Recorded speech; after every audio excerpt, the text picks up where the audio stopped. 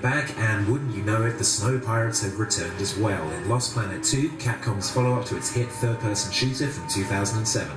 Even if you have played the original, there are a few cool new features that you may not be aware of, so who better to fill us in on some of the changes than Lost Planet 2's community specialist Sean Baxter? No one, that's who. First up, Capcom have lined up a couple of treats for Lost Planet 2 players who play other Capcom games. So, if you have played other Capcom games, Lost Planet 2 will see your save data and actually reward you in-game for that with special items. If you played Resident Evil 5, for instance, you'll be able to unlock the Wesker model and his Magnum. If you've downloaded the multiplayer versus demo, we also give you a special machine gun that you can only get from playing the online versus demo. So if you haven't downloaded it, it's free, try it out. Now, once you've unlocked a character like Captain Wesker here, you can select that character model in the character parts menu under preset models.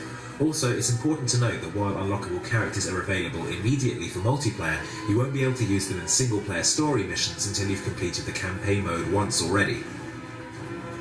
The much-loved Vital Suits from the original Lost Planet are back as well, and there's more to their abilities in Lost Planet 2 than may initially meet the eye.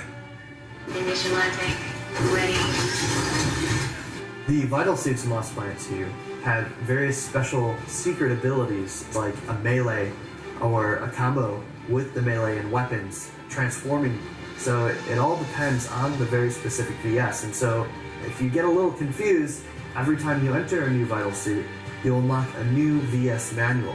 And you can always go back and check out the manuals, and they will give you hints, if you haven't figured them out yet, as to what the secret abilities are. Something unique to Lost Planet 2 is the ability to roll. When you first start off the roll, you're briefly invulnerable. You can literally get hit with a sniper shot or a rocket launcher or an insta-kill weapon and essentially survive without a scratch.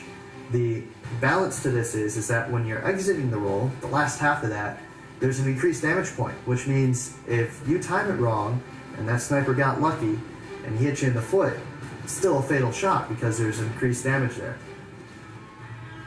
Now, how to execute the roll isn't exactly obvious, but think about it, what is a roll if not a crouching jump? Okay, that doesn't work at all, but that's what it is in Lost Planet 2. Hit crouch, then immediately hit jump to roll to your heart's content. The roll is very useful during boss fights, both for avoiding sudden attacks and taking advantage of the invulnerability mid-roll. And that leads to another piece of advice. Focus your attacks during any boss fight on their limbs rather than their core weak spot, even though it may be initially available. Once you've done enough damage to their limbs, you'll disable the boss for a short period of time, allowing you to fire freely where they're most vulnerable, in this case the top of the head. It's only when they're disabled that they take the most damage. Also, if you don't disable them, they'll just play whack-a-mole with you, constantly hitting you with attacks as you try and line up a shot. Thanks to Sean for giving us a little inside insight into the game, and thanks to you for watching Inside Xbox. We'll see you next time.